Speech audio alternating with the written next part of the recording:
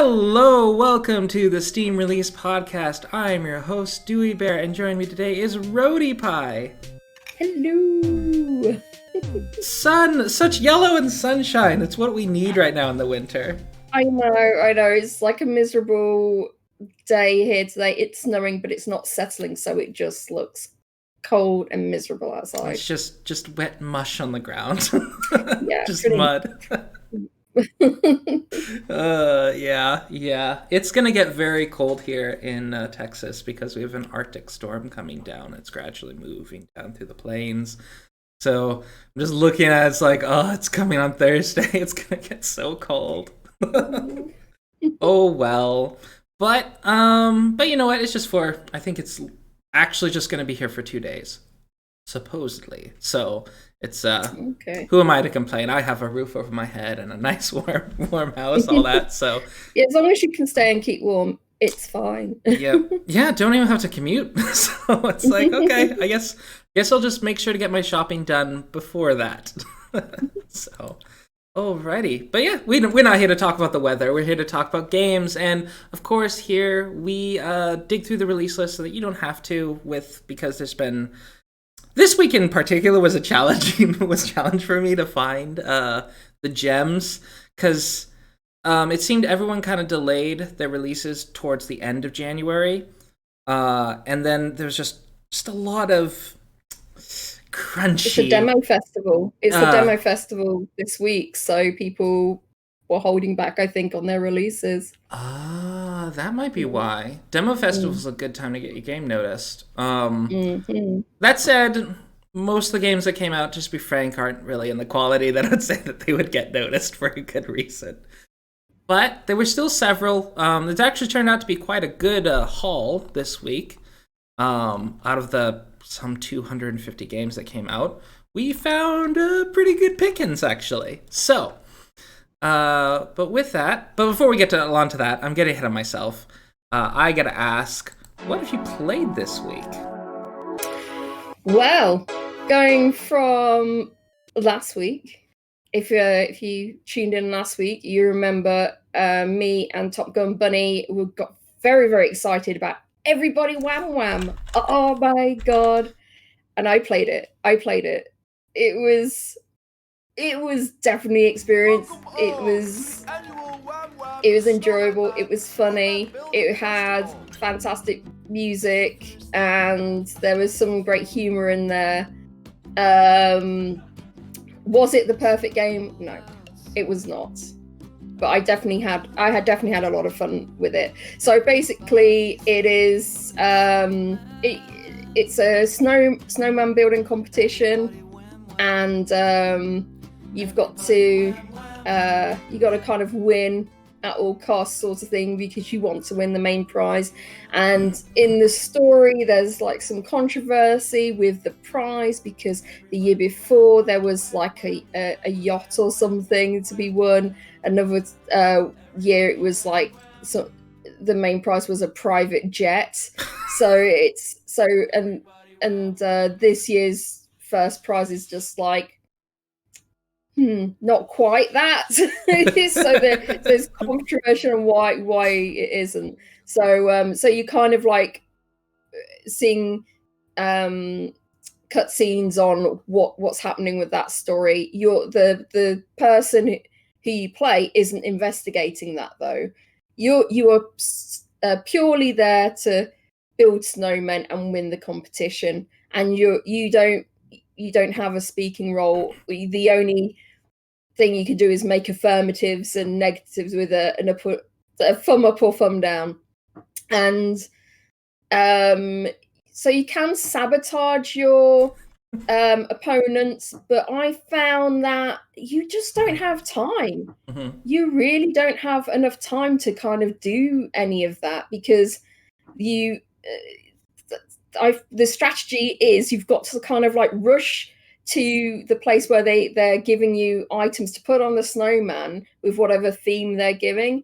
And then after you've got those, you got to get them before your other opponents, and then you've got to make the balls of snow. And and pick up sticks to put the arms in. And by the time you've done that, you've got like 20 seconds left. Sometimes not even that. I've got 20 seconds to put like the last finishing touches on the snowman. So I don't know when I was supposed to sabotage my opponents. It just seemed like maybe they didn't play test with enough people to work out sort of a timing issue. So yeah, but the best things are the radio. You after the competition bit is like you're listening to the festival radio, and then these random conversations that are going on that you can sort of listen in. The pig, one of the contestants is the pig, and he was so sure he was going to win, and he's saying to the frog, says, "Yeah, you know, your snowman was good, but no, but mine was really good. In fact, I can't stop thinking about it." And it's just really random conversations like that. And they seem to like improv on the radio as well. And it's music. There's all these like different kinds of music going on that they're improving on, and it's just great. It's just great. There is two goals. There's a goal to win the competition overall, get the prize, but also to be in the winning igloo, to be in the winner's circle kind of thing. And I need to speak to the dev about that, because I was just like, don't have a goal for us to like go and play through and to aim towards, and then it kind of being like not a thing, you know. It's all be taken away. It's just like, no, that's not great. So anyway, there's that. That's the game. But anyway, I would recommend it to people. It's just not a lot of like dialogue. There's not a lot for you to actually do too much apart from the snowman competition, and you can have like quick matches as well outside of the main storyline if you want. So that's quite nice. It's quite nice. And I think I clocked up about 3 hours because I wanted to listen to all the things going on. And other than that, I did play one of the demos for the demo festival. I played Potion Craft, which was pretty good. You're basically an alchemist, and you found this abandoned wizard shop, and you set up your alchemy kit, and you make potions by picking ingredients from your garden. And then you see on the thing, you have this map. So each ingredient will give you a kind of path, and you've got to get that path to like a question mark bottle, which will give you a potion, basically. So each ingredient will give you a different like path, like a different line, a different way, and everything. And there are obstacles on that map for you to.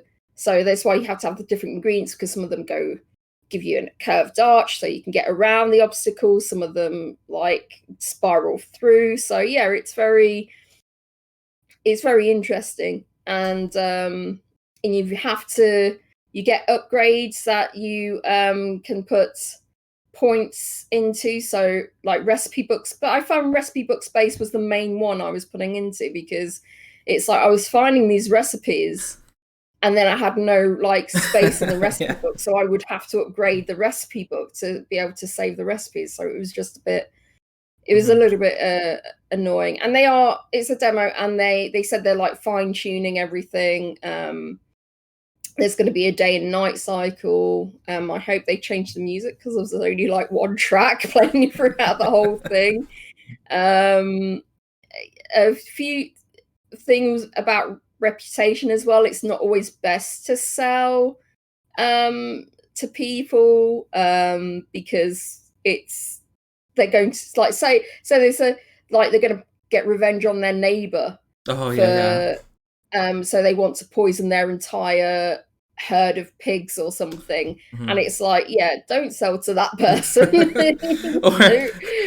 I want a love potion to get this like so that this person's husband will fall in love with me. That kind of happened. That was kind of one of the things as well. It was like they said, "Oh, this person, I really like them, but the love is unrequited. Can you give me a love potion?" And it was just like, no. I mean, I didn't have it anyway, but I was like, oh, that's not really consent, is it? No. So yeah, so it's not. It was pretty good. It was pretty good. I think they just need to like fine tune it a lot, because a lot of the times I didn't have enough money to buy ingredients from merchants that I needed, and I felt like in my own garden there wasn't like enough. So my reputation was very bad. It was like it was moderate. My reputation was moderate because I just couldn't sell a lot of things to people. So yeah, it was, but it was fairly good. It's fairly good. I put it on my wish list to get when the full release comes out. Potion crafting's quite a healthy genre too. There's a lot of games for folks that are into this. All right. Well, what about yourself? What have you been playing myself? This week? So notably, I completed. I got a basically 100% on Children of Morta. So I did all of the achievements. The only 2 achievements I'm missing are the multiplayer achievements, and that's because they don't have online multiplayer yet. But as soon as there is, I'll be sure to do that. And you basically have to play 1 dungeon co-op, and then you have to res your ally 5 times. Okay. Yeah, in online co-op. So, but otherwise, I've done every achievement. The main thing that was left was, so there's these 15 souvenirs, and each of these souvenirs you get by completing a vignette, a little story. And so yeah, you have to. So I had to, and these stories show up kind of randomly. So I kind of had to go through all the levels to like try to find the last one. And you know that you've gotten all the stories because one of them should show up in every run, and if one doesn't show up, then you're like, okay, I have all the stories from this level. So that's basically how I went through, and then this last story was kind of interesting because you basically there's this. And this is kind of just an example of what these vignettes are like. So there's a scientist who's trying to keep his, I don't know if it was like his lover or his daughter or his mom. It wasn't important. But this lady who's trying to keep alive. She was hooked up to a machine, and the machine's like core had been corrupted by the evil magic. So it was poisoning her, so he needed a pure core. So you go and fight automatons to get this pure core. And the narrator's fantastic. And the narrator's going like, so if this core is life and you're taking it, whose life are you taking then? Because, the automatons all act intelligently, and you even have automatons that are living with you at your house. And so it's just like, oh, like, who is this helping? And then you take it back, and he installs it. And it seems to help at first, and then eventually she dies, and he's just like, my helping her was just hurting her, prolonging her suffering. And when, I should have been able to let go. And it's just so sad. And I'm just like, oh, that was my last souvenir. And all of the stories are kind of in this, very bittersweet kind of tragic. Some of them are more happy, but, just really, really good little story vignettes that sort of flesh out the world. So I got the last of those. There was 15 of them. Nice. And it took me 52 hours. Wow. 52 hours to 100%. So, great game. Do recommend. You could probably get it done in probably 35 hours. I definitely wasn't doing 100% efficiency. But yeah, probably in about 35 hours you can get it. But yeah, great game. Fantastic. So yeah, that's I've been playing some more Fail Seal, of course, but I haven't finished it yet. But this was the game I finished. And nice. Very nice. Oh, also I finished I'm just about finished with Stormblood with my brother, so Ooh. So looking forward to Shadowbringers, especially with the new expansion reveal. Yeah, that was awesome. So I haven't watched the trailer, but I did see the Sage video. Yes, because my brother's like, no, there's spoilers. Don't watch it. It's like, oh, okay. I watched it, but like for me, it wasn't. Well, I have like done like the first sort of storyline for Shadowbringers, so yeah, so it kind of like made sense, but I don't know. I haven't seen now where it's left off because I only played it on release. If you know what I mean. The expansion I only played on release, so I had the full story of that. Yeah, my brother said that once we're into Shadowbringers, I can watch the trailer. It's just that there's a few things that we were left to go in Stormblood. There's like, no, that's going to spoil you. Because we're in the post-storyline. And they're like, don't do that yet. So I will watch it soon, but I'm really excited. A new healer sounds great. And then, of course, a new melee DPS, which some people think might be the Necromancer, but I think they're trolling. I'm not sure. So we shall see. Anyhow, enough about Final Fantasy. This isn't an MMO podcast, although I do love MMOs. Yeah, me too. All right, and of course, Godless Weeb, thank you for joining us. And with that, I think we can get to our catch-ups. Yes. And first of all, we have actually a remake, the Light remake. There is only you. The abandoned remains of a former life and the flourishing nature that feels great in the absence of man. The world is both gloomy and empty, but so incredibly beautiful. Yeah, so this one came out, I'm pretty sure I remember this from a few years ago, the original. So I guess they're taking advantage of the new technology to make it even prettier. So this is one of those walking sim games where it's just you're kind of in this pretty post-apocalyptic world kind of thing. Yeah, it does look good though. It does look good. I don't know what the original looks like, but this version looks very nice. Although supposedly it's also survival horror. I just don't know how horrific it really is. I'm not sure. Because they really seem to lean in and pretty. And that's one thing that you kind of notice about horror games. They don't tend to lean in like how pretty something is. But that could be a good contrast. Yeah. Yep. It looks like it's under 2 hours. And there are 2 endings. So but yeah, it looks good. Nice walking sim. The bit of survival horror in there. Also says mystery dungeon. So yeah, but we're not sure on those kind of mechanics they're bringing in for the survival horror aspect of it, and walking sim. It's like, what is it? Yeah. It's developed by Noskov Sergey. Actually, it would be Sergey Noskov. He has his last name first for some reason. But yeah, let me see. He also made 35mm. 7th Sector. I'm seeing a trend here. All seem to be very pretty lighting and alone, solitary sort of storylines. That's cool. Yeah. It's $3.99, and under 2 hours. It's standing out very positive, with 663 user reviews at 88%.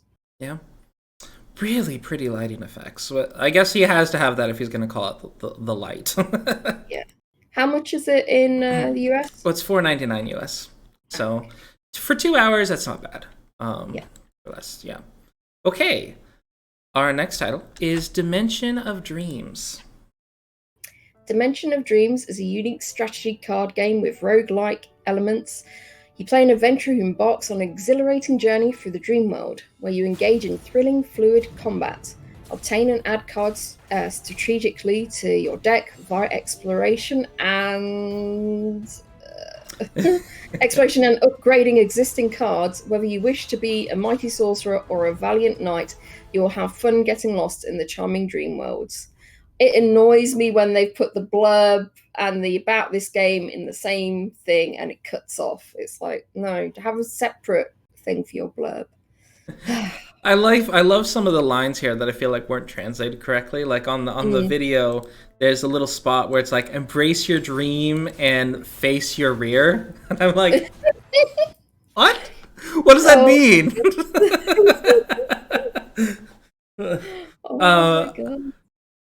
I think what they meant was face your past, probably. Oh, That is my okay. suspicion that I know just enough about Chinese characters that I think that's probably a Google Translate issue. But yeah, this is available in English and, of course, traditional Chinese and simplified Chinese. And yeah, 400 cards, 100 relics. This looks pretty cool. Yeah, I'm surprised it's not being picked up more. There's over 60 monsters, bosses to challenge, 5 ethereal dream worlds where you can explore and encounter random events, clear stages to unlock adventure, awakening skins. So yeah, it's a shame. There's someone in here who has put a review in English. It says this game was obviously created in another language, but I think it's still worth playing, especially if you like games like Slay the Spire. It's a little bit easier than that game, but I enjoy it. It's a good game to just mindlessly play when you want to play something but don't want to think too much about it. For me, that's a bit of what Slay the Spire is, in that, whenever I don't have much time and I'm just like, I'm bored, Slay the Spire. It's just fantastic. Coming to Android soon, by the way. Oh, nice. But yeah. So this is £11.39. Maybe the price put people off a little bit. $14.99. I think it's the price, as well as just the sort of branding. Like the text is in Chinese. It doesn't seem super localized. I think you can localize the banner for per region, I think. Yeah. So I think that's probably part of it. But somewhat, it's got the look. I think this would have been more popular if just it had been noticed. Yeah. And this is the first title from Kiif Games. Kiif Entertainment, yeah. Yeah. $14.99 US, which bit. And Godless Weeb bought Slay the Spire on Android, and yeah, full game, fantastic port. Good to know. Nice. All right, our next title is Falcon City. Step into the shoes of Kurt, a cynical rabbit detective, and fight crime in this retro-style point-and-click adventure. Overcome scheming criminals, fat and lazy office workers, and short-sighted, donut-eating boss to solve the mystery of a kidnapped girl. Another one of these rodent games. That's something Steam needs to do. They need to have a Steam like rodent week, and it's just like all the games involving rodents. It's I quite like the art style of it. And I do like a detective game. Yeah, and I like it has this sort of, it does have this very charming storybook thing, and then in addition there's voice acting that's very clearly not like guild voice actors, but I feel that almost adds the charm, where it's like these random blurbs, and I don't know, the voice acting it's charmingly not professional, and I feel like that kind of matches it. Yeah. Yeah. Oh dear. Point-and-click adventure game with everything that makes the genre great. Charming art style with hand-drawn characters, environments, and animations. Fully voice-acted with original music to boot. Multiple endings based on your decisions and performance. That's replay right there. Yeah. I'm quite curious about this. I have put this on my wish list. It's been recommended by quite a few people that I know like point-and-click games, so I'm just like, okay, I'm going to put this on my wish list and eventually pick it up when I've whittled down a few more games, I think. But yeah, it's $7.19, so it's not too bad in price either. Yep, $9.99. I like how the just how dour the main character looks, which I find funny.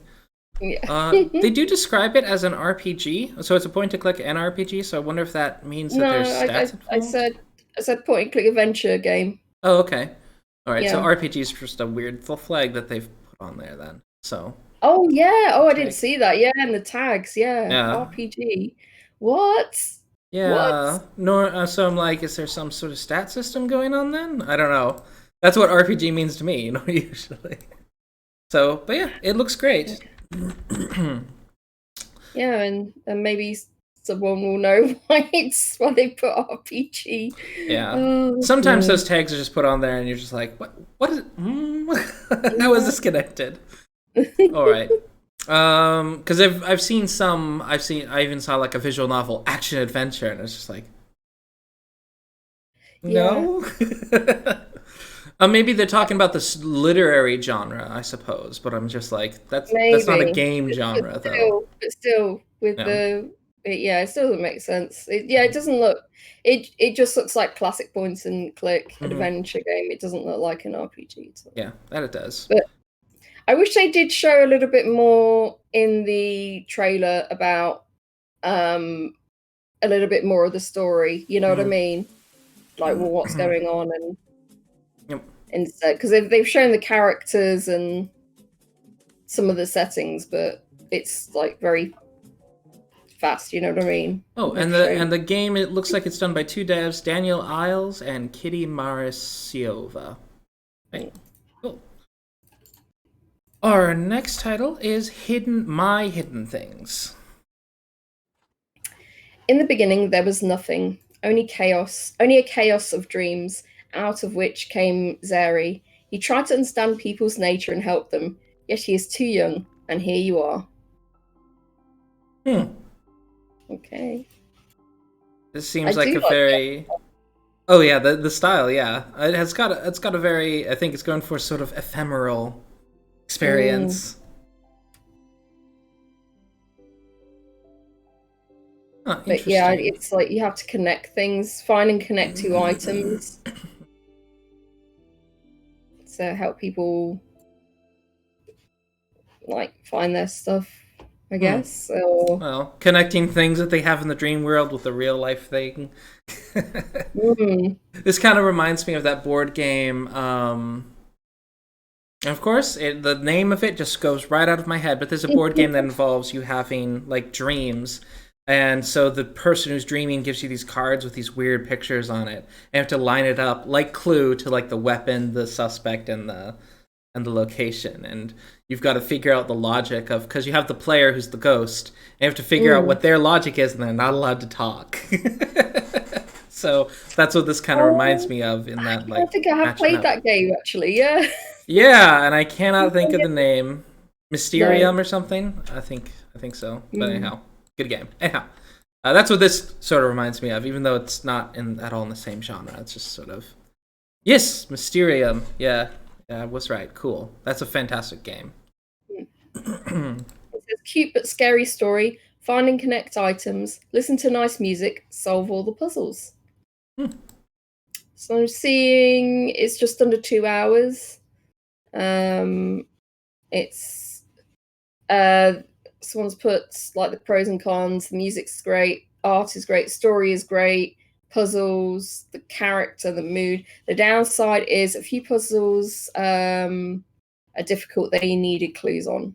Oh, and here's a picture of the developer. He's got all of the paper that he used to make the game, all the drawings and such that were used. Wow. So hand drawn. That's cool. Handy. It's £6.19, and it's standing at positive with 81%, and there's 16 reviews. Yep, and that's $8.99 USD. All right. Coming up next is AshenForest. Okay.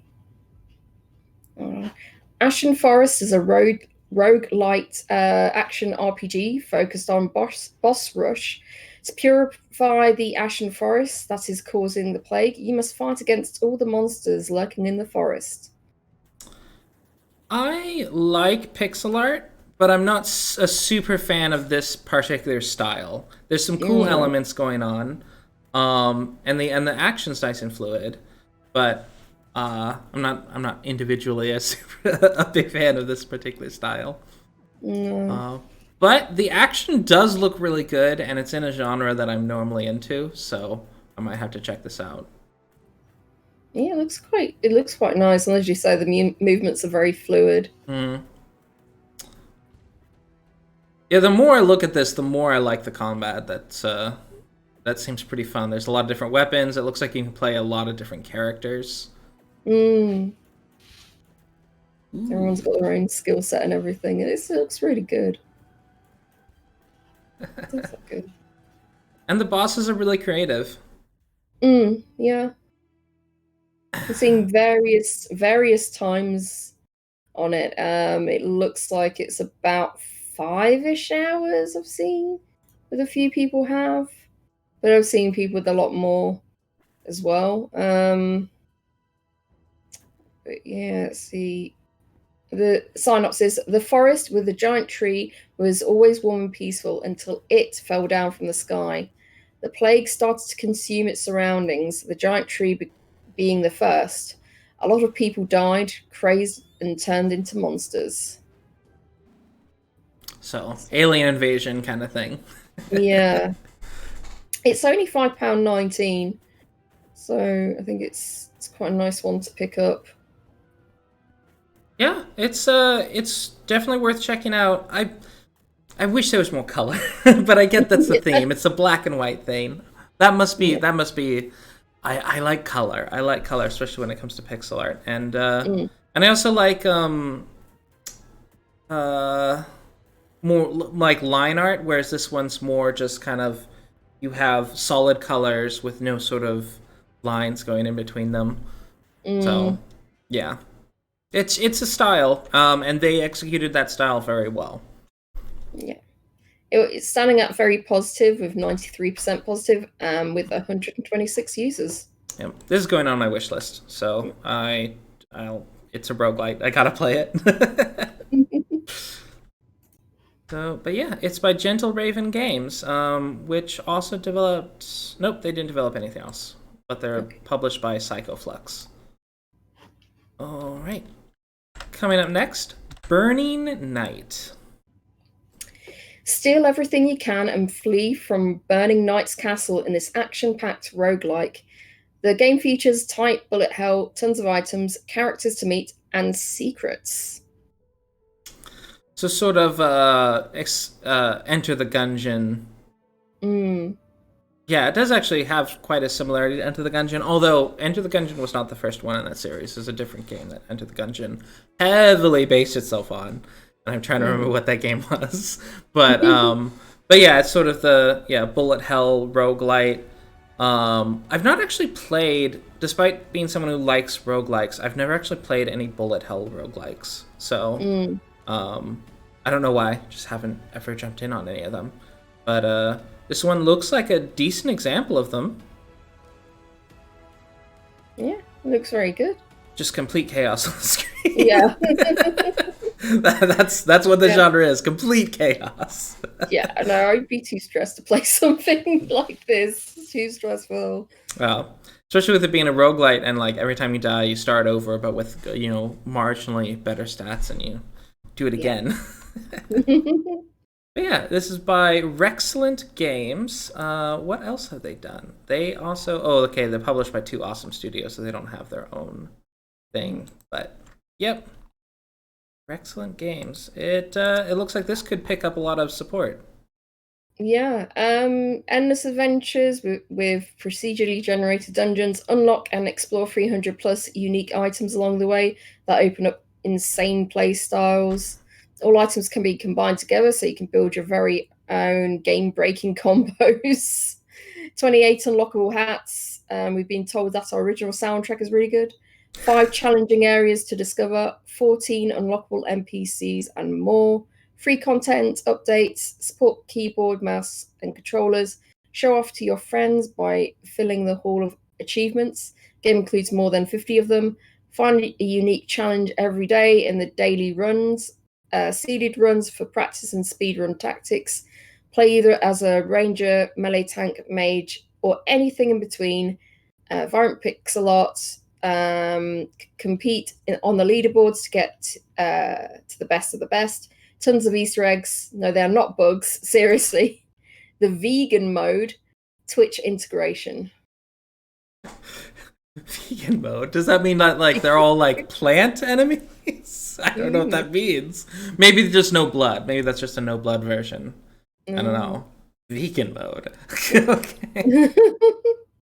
Well, it's standing up very positive with 83% positive reviews, with 59 users, and it's £11.39. I do like how cute the slimes are, which I mean, all slimes are is basically a circle with a little smiley face on it, but but they do look kind of cute. And the little main character is a little goblin, which is also, you know, nice. You get the main character being a goblin. It's just different. I did like the humble brag down there where they're like, we're not saying, but people have told us our soundtrack is pretty good. Not saying that ourselves though. People have told us. That's pretty funny. All right, but they're not selling now what would really count that also is if they were selling the soundtrack. But yeah, so that is Burning Night and the end of our catch-up list. Which means coming up we have and this was $14.99. I don't know if we said that. And then coming up is of course our release list, which is oh my word, where's my little nope, that's not right. Releases, there we go. Why can't I read? It was right there. That was the wrong one. There we go. Yay! Right one. All right. And starting off, we are going to have Caravan of Chaos, which I'm going to find here. Caravan Chaos is a multiplayer game where you launch caravans at your opponents until you are the last van standing in the arena. Wreck your friends in this physics-based party game across various chaotic game modes. So it's got the Unity sort of low poly asset style going, which I don't mind as much in this scenario since it's a top-down. You're not really zooming in and looking close at it anyway, so it kind of works for a sort of arcade game like this, which is very funny. You're basically like, let's just have these. You know, if you've ever gone on a trip in northern US, you're always going to find one of these caravans just totally like flipped over on the side of the road on a snowy day. So this is just kind of gamifying that, which is pretty funny. It looks a lot of fun. It looks a lot of fun. I wonder how many game modes there are. I saw at least a few because I saw soccer. I saw like a hot potato type game mode. And I saw just a sort of a brawl game mode. I don't know how many others there are though. There's probably, I feel like a sensible one for this would be like a tag game mode. That just makes sense, or a zombie game mode. Both of those are really fun things for card games, but I am not sure.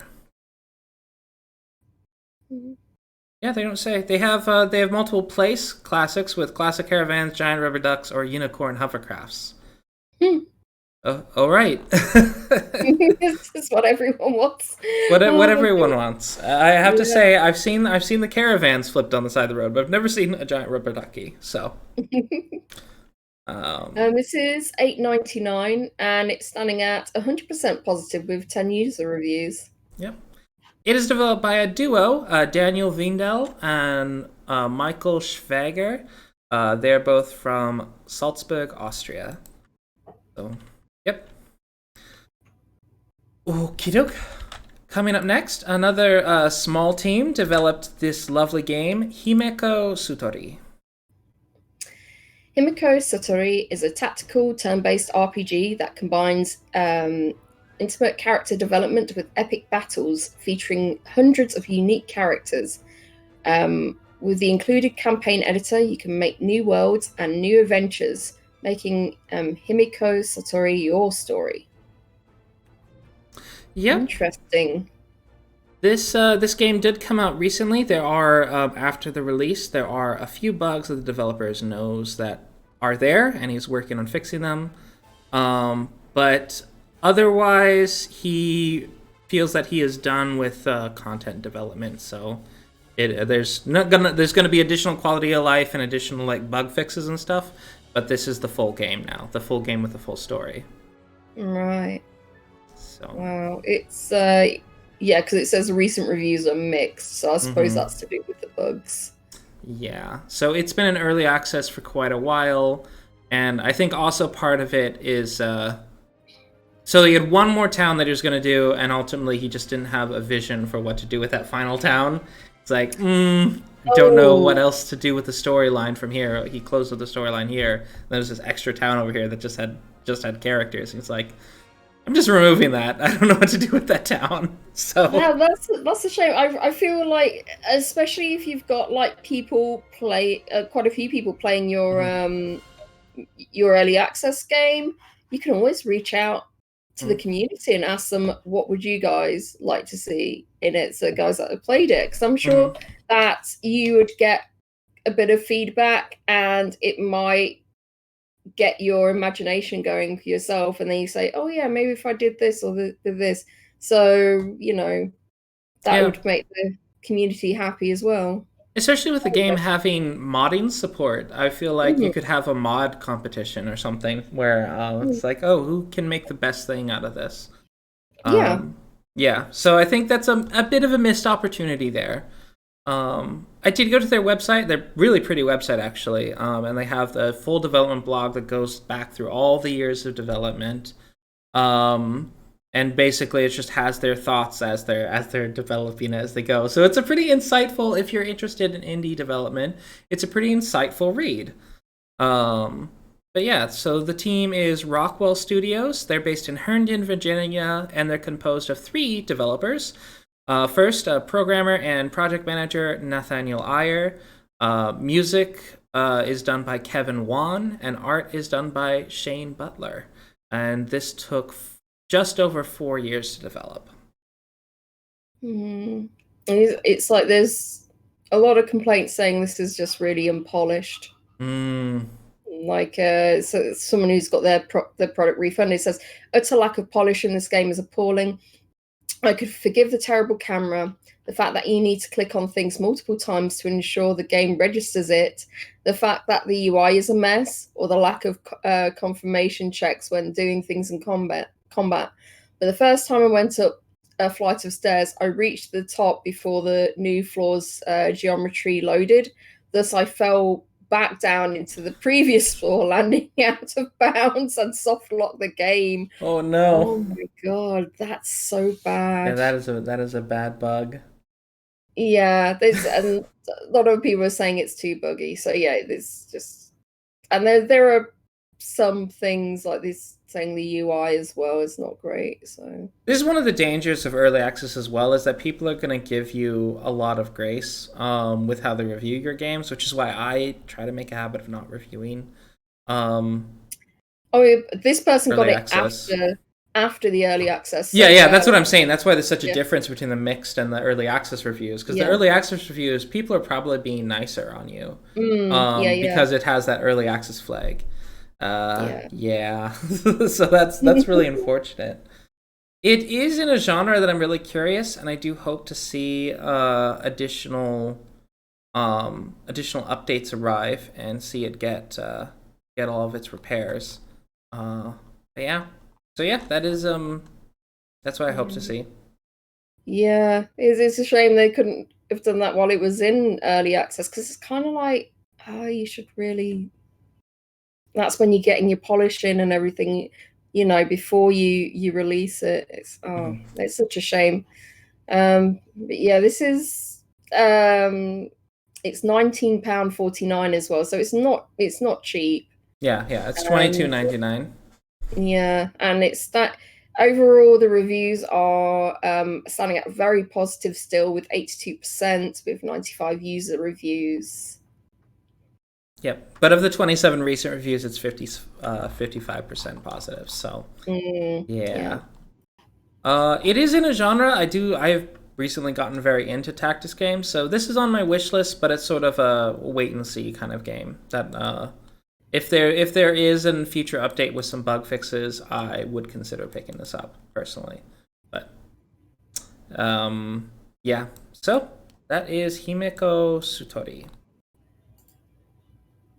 Next up, Monday, February 1st, we have Pumpkin Days. Pumpkin Days is a traditional farming RPG. Pick one of 3 towns to start your farming adventure. Farm, fish, mine, catch bugs, raise animals, and more. Help fill out the museum to stop a factory from being built on the island. Unless you wish to side with the factory, the choice is yours. So this game's been in development for, I believe it was originally Kickstarted, because I feel like I've seen this game before, and I was pretty sure it was on Kickstarter. But yeah, so this has been in development for a while. It's actually the 2 devs, our husband and wife team, Monique Blaize and Doc Glasgow, which that sounds like actors' names, but but anyhow, I was like, that's like movie star type names, my word. Are you sure you were born with that name? Anyhow, but yeah, so the project manager is Monique and the designer is Doc. Textures are done by Margaret, and then code is by Jaden Miller, and they had 20 plus contracted talent for the animation, models, music, and UI. So I don't know if you like what I'm gonna say. It looks crunchy. Yeah, it does look. It looks very bad. I don't know. It just there's something about it. It doesn't. I just don't like the look of it. The faces look really odd to me, Yeah. and I think this is when I've seen like other farming type games, and it's very difficult to make like these 3D models look good in these type of games. Like there have been a few done in 3D now, and it's like on various different quality, but this genre seems to work better, at least my opinion, when it's that kind of more pixel art based, because you can make, I don't know, the pixel ones are just look better or something. Porsche. Yeah. Dave says, reminded me of my time at Porsche, but not good. Yeah, my time at Porsche, which I did play, it is also a 3D game, but as you can kind of see, they've got the lighting, they've got the sort of the unique character design going on. And though I'm not 100% a fan of the aesthetic of my time at Porsche, I can see that it's well executed. Yeah, I didn't like the character models in my time at Porsche. I have to say they're not as bad as this, but I still wasn't quite happy with them either. No, you're fine, Dave. It's true. That's what it does, like, remind me of that, but yeah, not in a good way. Yeah. So I'm sure that this game has gotten mostly positive at 87% positive reviews. So I imagine the farm sim part of it is pretty darn good, considering how folks have really embraced it. But yeah, just aesthetic style. There's a lot of farming sim games that just do it better. I feel if you can get past the visuals, you're probably in for a good time. But I don't think I can. I really do like farming sims as well. I love the stories, the getting to know the town, and I do like that you can pick one of 3 towns as well. So it's like that's quite interesting as well. So I'm curious about what the 3 different towns look like. Yeah. But again, this is another one that's on the pricier side. This is £19.49, and it's standing altogether at 86% positive with 319 reviews. So yeah, there are people that are looking past the crunchy graphics. It's $24.99 US. I will say whoever they contracted for the UI did a great job. The UI is actually pretty nice. And the buildings and furniture look okay, but the actual outdoor environment and the lighting, no bueno. Yeah. But yeah. So that is Pumpkin Days. Prepare your eyes. Our next title is The Captain is Dead. Okay. 1 second, sorry. This is by Thunderbox Entertainment.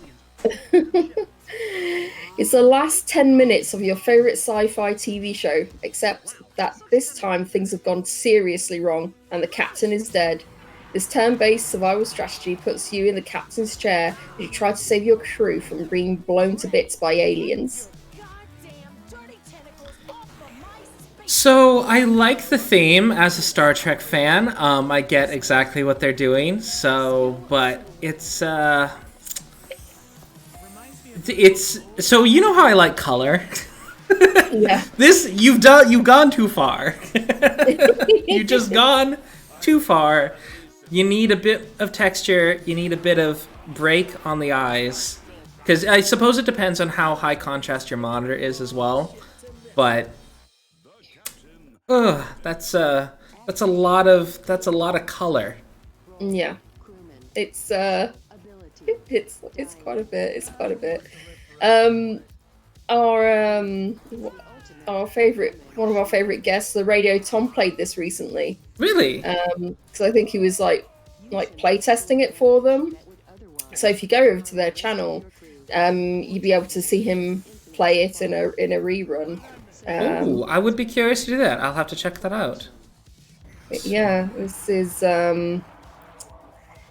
it looks interesting, and actually I think for me as well it is a bit too much, but I do like some space games, and I do like the concept of like you've got to take over from the captain and you've got to try and save everybody.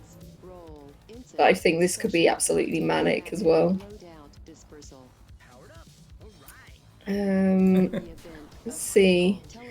So let's see. Step into the captain's chair and command the crew. Each team member has a very particular set of skills that you need to leverage to the full if you want to survive, including Admiral, a master of plans and evasion; Cyborg, immune to the mysterious forces of deep space; Crewman, gets killed very easily. Good thing they're an infinite supply. Counselor can manipulate skills for the best chance of success. Ensign, a fast learner and even faster runner. Chief Engineer can fix a ship real quick. Soldier, an expert in kicking alien ass. With more on the way. Okay. So interesting. So they're going to do more updates on this? I wonder. This is so clearly based on like next generation character. For example, the counselor is just obviously based off Whoopi Goldberg's character. No, it's Deanna Troi. Deanna Troi was the ship. Well, yeah, but how the character's dressed is exactly like Guinan, who, though she wasn't the counselor, she worked in the cantina. She often fulfilled the role of a counselor. Yeah. And I was just like, oh, that's Guinan. Well, now I see it. Yeah. Yeah. So I was like, oh, wow, this, and so for most people, I now I know these people are really into Star Trek, because like Guinan's not a character that shows up every episode. So I'm like, okay, if you know who Guinan is, you're pretty in deep into Star Trek. So that alone makes this really tempting. It looks like it's really fun. It's just nauseating. Nauseating to look at. But it does look like it's fun with the multiple roles and such. Is this one? This is single player and shared split screen co-op, so it's not online, unfortunately. Okay. Yep. But yeah, it's £15.49, and it's there's 12 reviews currently, and it stands up positive with 83% positive review. Yep. It's $19.99 US, and it has a $5.99 Captain is Dead OST. So if you think the music is bumping, you can buy that. All right. Tuesday, February 2nd, our next title is The Night in Riverager. Riverager? I'm going to go with that. The Night in Riverager is a free horror short set in the monochrome world of My Beautiful Paper Smile. It tells the tale of a strange hunter in an even stranger land on a quest to find medicine for his ailing mother. Strange and powerful forces are stirring. Can he resist them? Well, it's got the creepy vibe down. That's for sure. I do like the sort of 2D in a 3D environment, but with that looks 2D. That look is really cool. Yeah. Yeah, it is really cool and surprisingly apropos for a horror environment with all this kind of sketchy pen line work and stuff. That's kind of neat. Yeah, it's really well done. I like, you see what the lighting, it's really sets everything up, and it just looks so unique and just really well done. And of course, if you look through their other games, we reviewed one of their other games like last month. They did Cloud Chamber, which is a completely different game, and I think we did like review My Beautiful Paper Smile as well. Yeah. Oh yeah, Cloud Climber. Yep. Oh, that was just recently. My word. Like less than a little over a month, less than a month ago. And My Friend the Raven. Oh, they have a theme. Style. Yeah, a style. Yeah. They like the gloom. But it all kind of works together. Yeah. Oh, absolutely. I think it's good they've made this one free. It's like my Paper Smile was like is 11.99, so putting this one free I think is a good idea. It is a short experience. It seems it's like some people have only got like 20 minutes, some people have got just under an hour.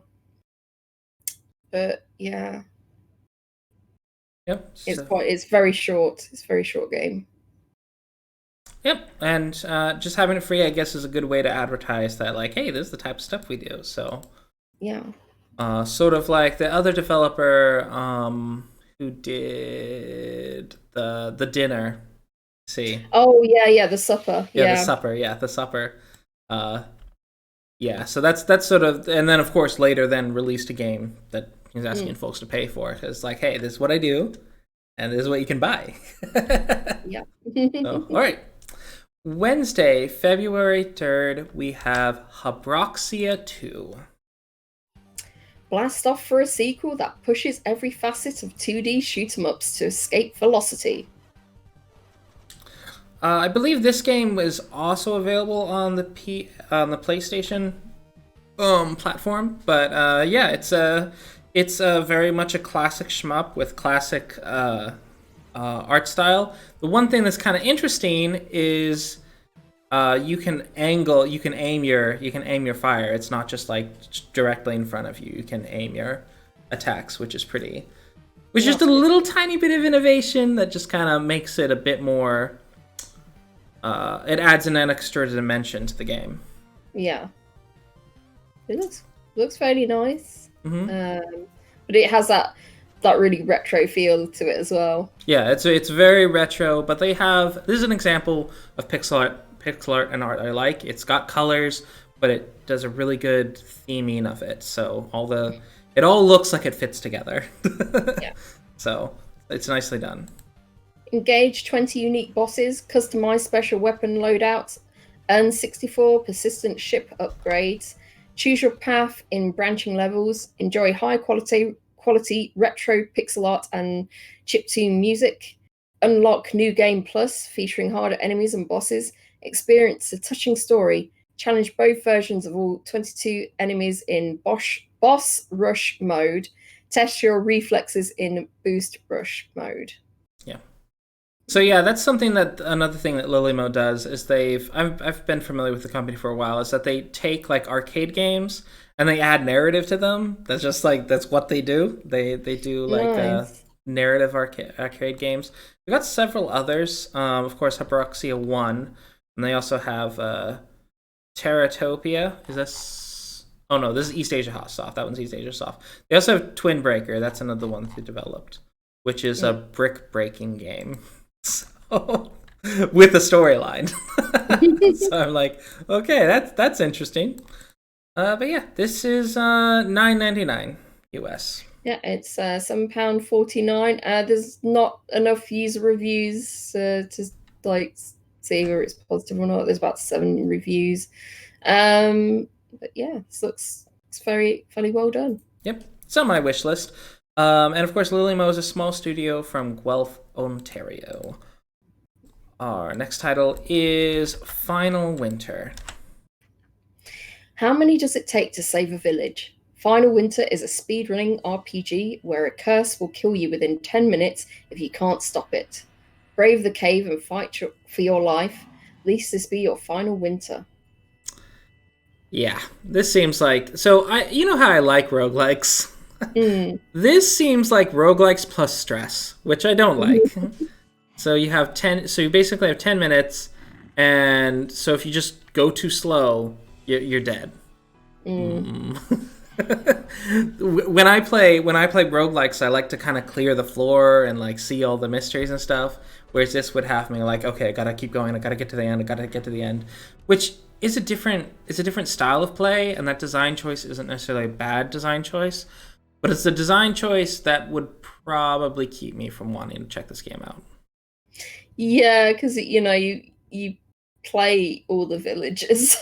It's like, so if that particular villager doesn't get to the end or whatever, it's like you just whittle all the way through them pretty much. That's rough. It's rough. And that means you can't really get used to a particular character and getting good at a particular character because they die off. It's like, well, alrighty then. And this is a very... I see the appeal of it being kind of hardcore in that way, but at the same time, like, that's a lot of stress. It's a lot of stress. Yeah. Cool design idea. Yeah. It's and it's random as well, also, like, because it says that anyone can be chosen at any time. So yeah, it's 15% off right now at £7.89. It's only got 2 users on there, and they've seen like they've got like 2 to 3.5 hours so far.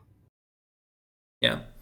And of course I didn't have mentioned this, but the art style is kind of interesting. I'm not super a fan of the maps, but the UI and the character art is pretty good. So yeah, I like the character designs. Right, and it's developed by Space Heater Games. It currently costs 15% off. It is $10.19 US. All right. Our next title is Buissons. Take control of a bush and challenge your friends in a hide-and-seek game up to 4 players. Move at night and use a day as an opportunity to observe and beat your opponents. Use the secrets of nature to trap them. Get ready to laugh. Yeah, and what they mean by secrets of nature is basically your primary attack is farting, apparently.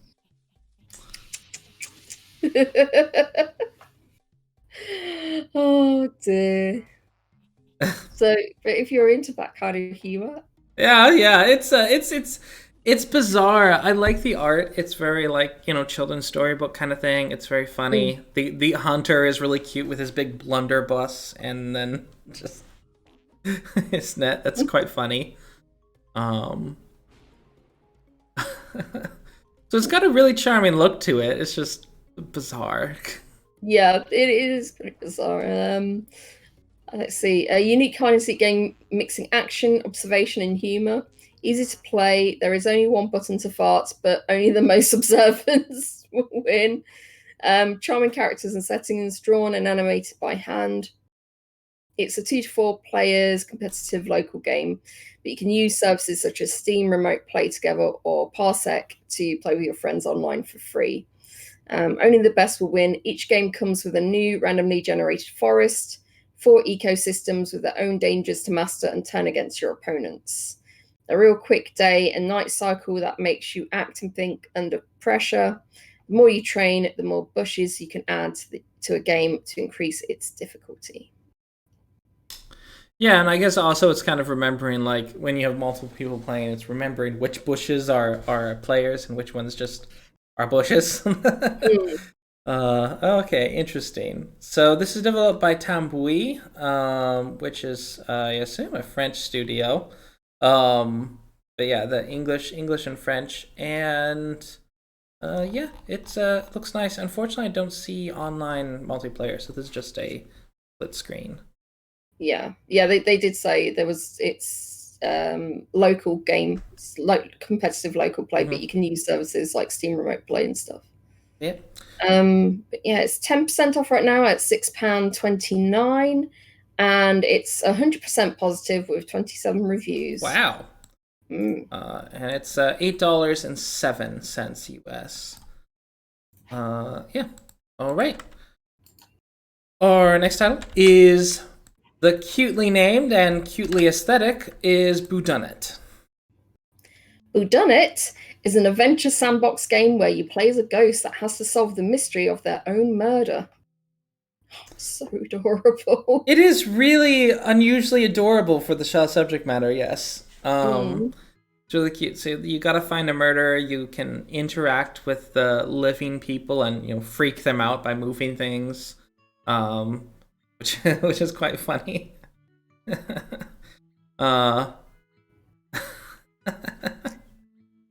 The only kind of con that they've done is apparently this version of the game is quite glitchy. There is this the game on itch.io, which is a more updated version. Oh, really? But then they put this version on Steam. The Steam version came afterwards, but they used an older version of it. So what that makes me think is that the newest version you pay for on itch.io, then are they trying to funnel people there? Maybe. I don't know. That's pretty strange. Yeah, it's a really weird thing to do, but maybe they just view itch.io as their main marketing. Yeah, Creator told me full game with changes was on itch.io. Steam has an old build. I'm gonna go check out that, and you should too. I still wouldn't play this version, though. itch.io it's just like you wouldn't play that version. Oh, okay. That is strange. That is just very, very strange. Huh, odd. So that makes me think that maybe is this supposed to be an early access thing or not? I don't know. Well, I mean the full game is free on itch.io. Oh, okay. That doesn't make sense at all. No. Why this one has the older version? Not at all. That is very strange. Odd decisions, Studio Corporal, but it is a cute looking game. So hopefully you get the working build onto Steam soon. Yeah. Okay. Next up, Thursday, February 4th, we have Henry Moose and the Wormhole Conspiracy. Henry Moss? Maybe Henry Moss, yeah. Oh, yeah. Maybe, yeah. Pow! Join Henry and the Moss family in a wholesome point-and-click adventure about cosmic evil, secret family legacies, and growing up. Yeah, so this sort of has that kind of wacky, almost, like, kind of gives me the feel of Monkey Island and just kind of the little weirdness that's going on. Yeah. So just sort of weird settings, but it's sci-fi. But yeah, it's point and click with kind of a comic book thing going on. There's some like weird inconsistencies with the artwork. Oh yeah. Yeah, so that it puts it at. It just makes it look really weird to me. It doesn't look quite right. And I looked at some of it somewhere, and like the walking animation is a bit weird as well, and the voice acting is a bit off. Like their talking animation doesn't quite match up with the voice acting. Yeah. And it's just interesting because I'm looking like the same character will look entirely differently in different parts of the game. Yeah. Like, that's very strange. So just not very consistent art style. It's got a cool theme though, like, romping around a wacky sort of Spaceballs type outer space universe. So yeah. It's by Bad Goat Studios and is $16.99. Yeah, see, I do like, so I do like point and click, and I do like space as well. So you're combining the two together. I do like that, but I'm just the inconsistency with everything. I'm wondering if that's like a few red flags for that game. I'm not sure. There's branching puzzles that cater to different styles of play, a dynamic score that progressively reacts to your path, a stellar cast of voice actors. Ones I heard there. Helpful gadgets for highlighting objects and offering progressive puzzle hints. A universe to explore with over 40 gorgeous environments and over 40 interesting characters. Beautiful cinematic cutscenes that will captivate you. And it is 15% off with it's £13.16. There's also a soundtrack, which is £5.19. There's currently only three users, so we can't really see like how long it is, or Yep.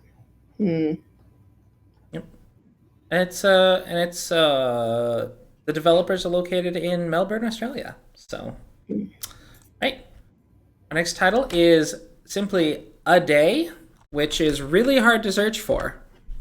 Oh yeah, I remember when I saw this and I typed it in somewhere else. Could you put a link? Yep, I may have to put a link. My word. Okay, so maybe I just need to search the studio. Dino Bird. I found it. There we go. Not a good... do not entitle your game with a 3-letter common English word. Yeah. It's not a good idea. In A Day, you'll be able to control 8 different characters in a 2D side-scrolling open map.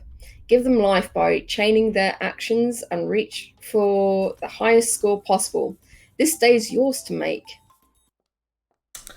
It has a fantastic aesthetic, I have to say. Yeah.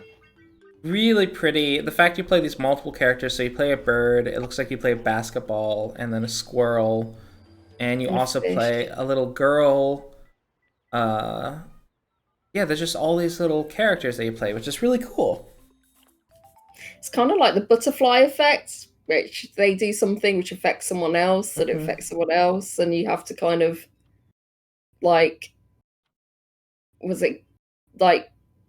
make sure that happens, like you're affecting one person and another, so it chains everything up. That is a pretty interesting. That's just a cool way to do things. That's neat. A Day, fantastic. It looks so pretty. My word. Explore the area with 8 different characters, search for interactions and increase your high score. Rewind the day and bring life to the characters you've already used. Chain the characters' actions to live new fun situations. Immerse yourself in the city's atmosphere while time keeps passing by. Be a ball. be a ball. Oh, ball. Okay. Yeah, be a ball. All right. Okie doke. Yeah, it looks awesome. I'm actually really tempted to add this to my wish list just because it looks fantastic and it seems like a fun little point and kind of not really. It's like a combination of things, a little sort of puzzle romp, I guess. Yeah, it's super cheap. It's 30% off right now, so it's only £2.02. And that is $2.79, or half a cup of Starbucks coffee. So,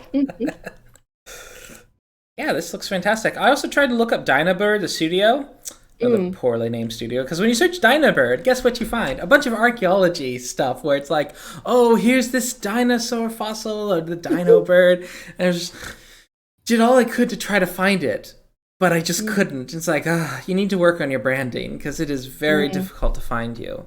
So bad title for your game and bad company name as well. Yeah, because it's got everything else. It's so pretty. It's so the animation's fantastic. It's got a neat concept, and I feel like they just kind of shot themselves in the foot with the title and their studio name.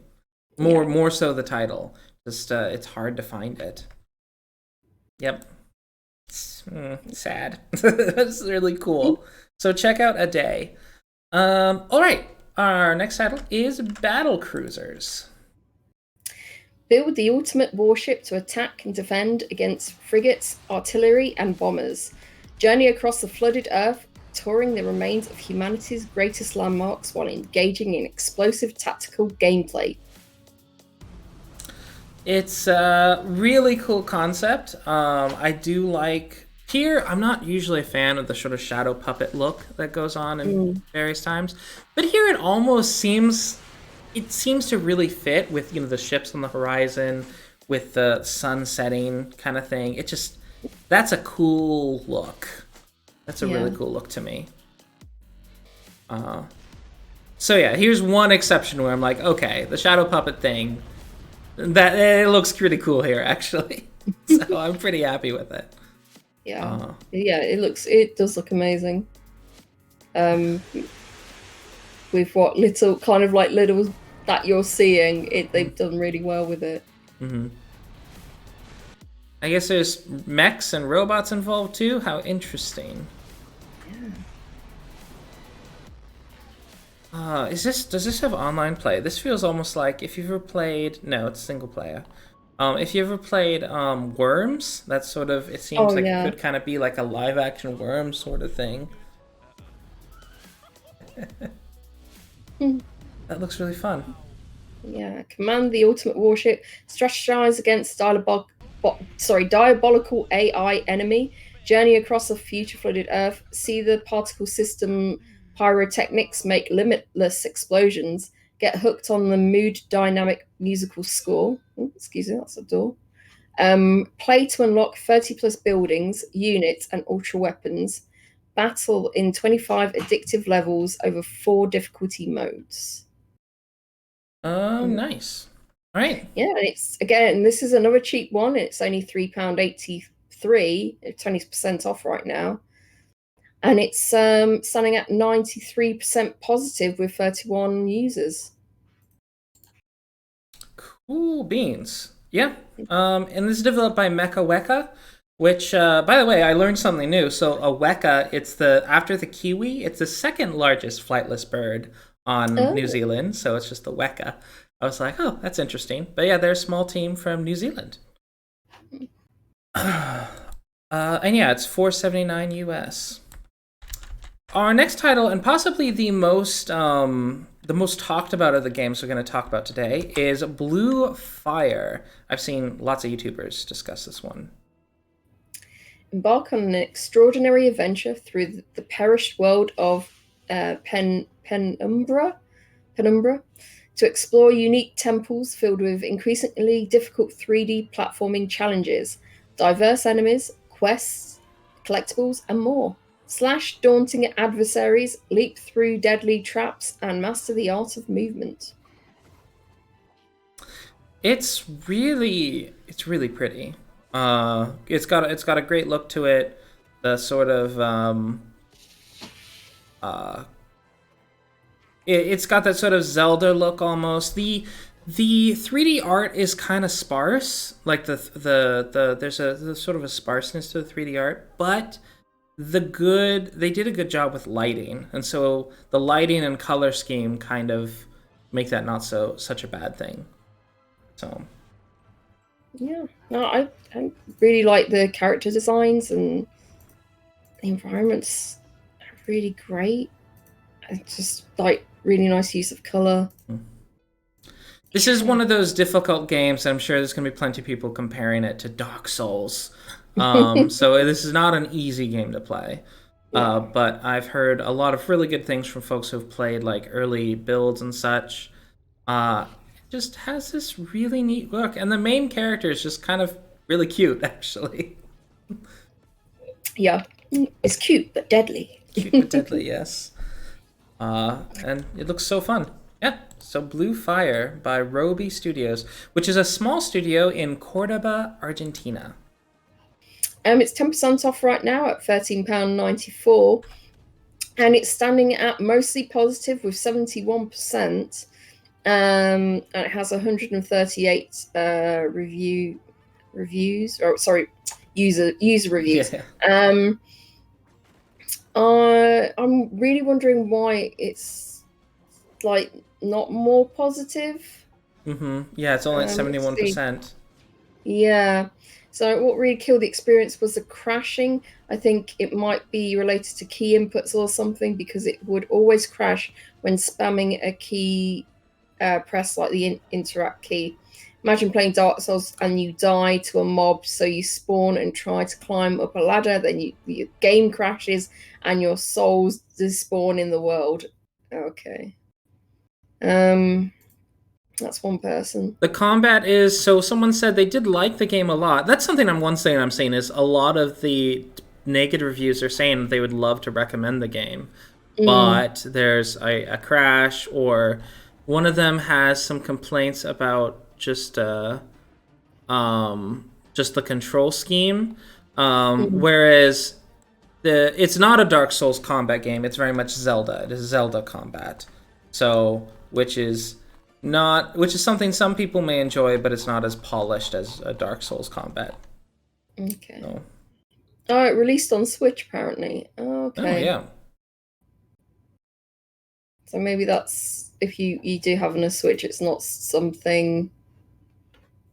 The controls aren't going to be so much of a problem like it would be for the PC, maybe, because they're talking about it crashing because you're hammering on one of the keys. Maybe. Yeah.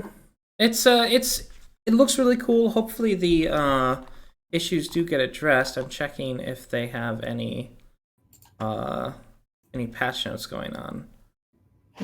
No, I don't see anything about that.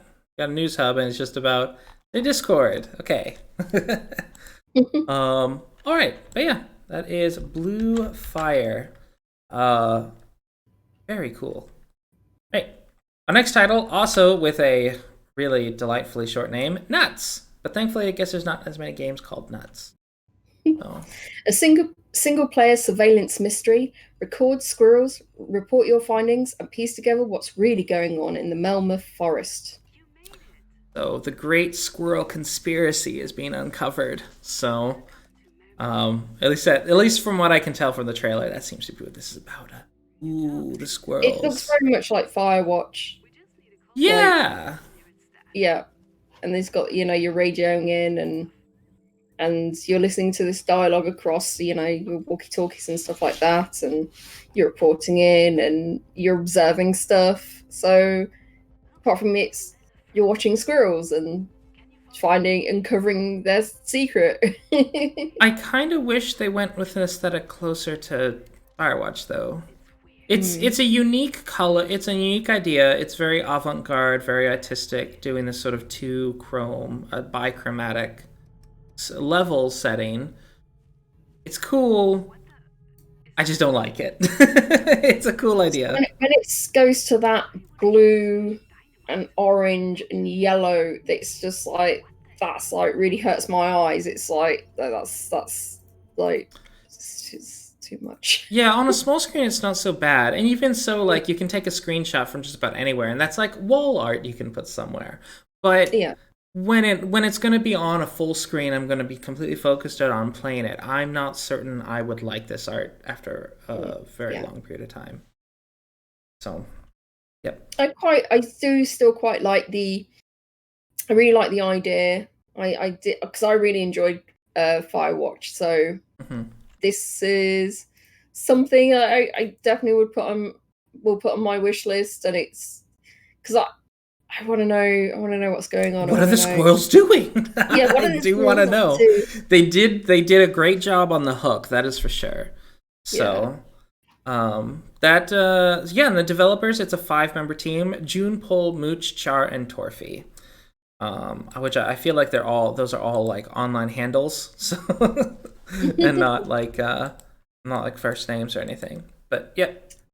Yeah, it's 15% off right now at £13.16, and it's standing at very positive at 87% with 94 user reviews. Yep. And that is $16.99 US. All right. On to our last day, Friday, February 5th, we have Slay the Dragon. Madge must traverse the fantastical landscape and overcoming mighty foes, in order to rescue her younger brother from the clutches of an evil dragon. Slay the Dragon is an isometric hack and slash game inspired with old school adventure games and the Swedish countryside. This is developed by Slay the Dragon team, so I guess it's their primary game. It is free, so I'm almost wondering if this is a portfolio game for the developers. Wow, it looks fantastic. Yeah, I know. For a free game, there's games that like were being charged, and this is among the best looking games that have been on the list. So, wow. It makes me wonder how long it is as well, because usually when it's like a free game or something, it'd be like 30 minutes or something like that. And I'm seeing, around that time, it's under an hour, or like it's around about 40 minutes. I'm seeing a lot of people in there. And there's people who are saying, the game's too short, I want more. That's actually really impressive, considering, like, I'm looking at the video and there's a lot of biomes. So you seem to, like, traverse... They seem to have a lot of different sort of art assets going on that they made for this for such a short game. That's impressive. I want to see what they come up with next. But it is free, and I feel like I should probably check it out then. Yeah, and it's short as well. I quite like that. It's like if it's something that's a sort of like a complete game, and it's only going to take you like 40 minutes or something, and it's free. Yeah, why not? Why not check it out? Standing at 92% with 42 user reviews. Yep. That's just great. Slay the Dragon team, I look forward to your future work. All right, our next title and final title, Underland. Use the elements at your disposal, such as excavators, pumps, plumbing, among others, to drill the soil to the indicated location. The dynamic scenario, fluid mechanics, and the laws of physics must be manipulated correctly to achieve the goal. Find the city of Underland. I sound like such a hypocrite, because like sometimes I'm like, oh, I don't really like this bichromatic thing, and then it's like, oh, but it kind of works here. That's the thing with art. It's so subjective. And here I think like, I think for me it's based on genre. Like if I would not want an RPG to be bichromatic, but a puzzle game being bichromatic like this works really well. So I think it's quite a neat. I think this is quite a neat look for it. I'm not sure. I'm not sure. I'm not sure I like this myself. Oh yeah, like, the way this looks, but yeah. I wish it wasn't green. It wasn't green. Yeah. That's the thing. Like you're clearly it's like you're getting rid of nuclear waste or something. Yeah. And it's green, which a lot of people aren't particularly fans of, particularly this sort of lime yellowy green. Yeah, but I get that if you're getting rid of nuclear waste, yeah. it's not pretty, but it works for this. Like, but yeah, it's definitely not a color. It's like that the Green Lantern movie, where it's just everything's green and just nothing is nice. Sort of artificial green. Yeah. Yeah. Yep. Underland by Bursted Games. And this one is not going to break the bank. It is 40% off. Normally it's priced $1.99 US. It costs $1.19 here. And it's £1.01 here. So yeah. And it stands at 100% positive with 16 user reviews. That's pretty good. Yeah. That is pretty good. So puzzle games, that's one thing I feel like I wouldn't have the I'm good at solving puzzles, but I feel like I wouldn't have the talent of coming up with puzzles. I feel like that's an extra level of creativity. But that's pretty cool. Right. And they have a cool physics engine going on too with the fluids. So it's almost like a tech demo, sort of. It's like, oh, look what we were able to do with like fluid dynamics kind of thing. But yeah. Okay. Yeah, and God the Sweep said he's going to add this game and the Tactics game to the wish list. So Himeko, Himeko Sutori. Okay. All right, and that is the list. That's the week. Yay! And so before we give our like shout outs and sign offs, we just want to say what the best of the week was. And Rhodey, do you have your decision? Oh no, let's see. So, right, I'm gonna give one from the Catchup list and one from the main list. I think from the Catchup list, I think My Hidden Things. I think that was because I found that quite interesting, and like finding the objects, and then you've got to connect them, so there's this nice puzzle element to it. I quite like that. And let's see what else. And I think so. I did put nuts on my wish list. That a day as well. I put a day on my wish list and nuts. Because a day is like very like interesting concepts, but I think nuts wins it for me because I really do like the that I really did like Firewatch, and it's been waiting for something that would capture that essence, I think, and this might be it. But I probably will wait until it comes down in sale because I want it to spend around, I think, £7 or something like that. Because I don't think it was that long. Wait, it's looking like it's about 5 hours or something around that. So yeah, I want to spend around like £7, I think. Yeah. What about you? What's your picks? None of the things in the catch-up list really caught me that much, except maybe Burning Night. I'm kind of tempted by that one, with the sort of little goblin guy in the gun and the bullet hell. But it's just it's a subgenre I don't usually play, or actually have never played. So I just I'm not sure if I would really like it or not. But I think it's a bit cheaper than Into the Gungeon, although I think I already have Into the Gungeon via Epic Games. So it's one of the free monthly games. But yeah, this one's probably the one of the past list that I was most interested in. Of this week's releases, I'm sort of in two minds. And unfortunately, so A Day again is like so cool looking that I think it's just such a cool game. Nope, I searched Dino Bird and it brought up Jurassic World Evolution.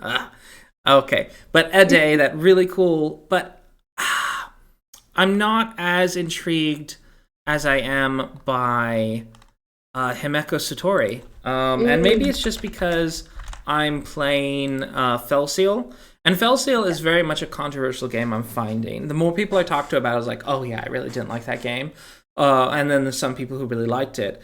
And I think part of it is that it's really easy to, through the progression, to really mess with your progression to the point where you basically have to grind so much in order to keep your characters up to a high enough level to keep progressing. if you don't build your team right. So then that's not something you're really taught, and that's something I've sort of discovered. I've restarted the game like 4 times, but for me that's fun because I'm trying to figure out the system, and I think I've figured it out. And this sort of Himeko Sutori, it's got this neat aesthetic, this neat world that I want to figure out. That said, with the bugs and such, I'm probably not going to pick this up for quite a while. But yeah, so that's my 2 this week. Yeah. Yep. Pretty good selection.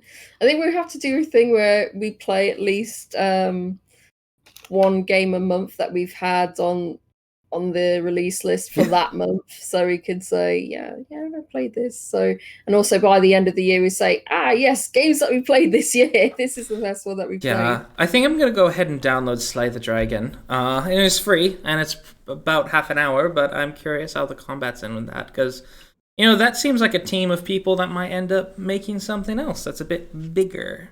Yeah, so. Yeah, definitely. I have put that on my wishes because it's like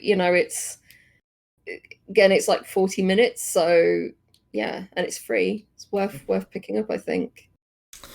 All right. So for our folks in the chat, please let us know what games you are most interested in, and of course, RoadiePie, let us know where the internet can find you.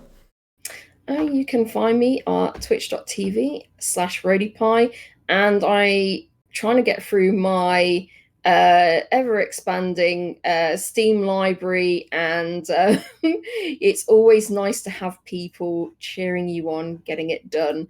But yeah, I'm getting there, maybe. Maybe, hopefully. But yeah, I'm not sure what I'm going to play next, actually, so it's I've got to try and work on that. Yep. Hopefully in a week or 2, I'm gonna have finished Felseal and I can give my final thoughts on that game. But I'm at over 100 hours in it now. It's a long game. But yeah. As for me, I am will be back next week. And I just want to give a shout out to Tom Tries, the YouTube channel. Check it out. He's got a lot of board game reviews up. He's got a new one coming out very soon. It's the Resident Evil board game. So he played that with a couple of his friends. So I'm really curious what they thought of it.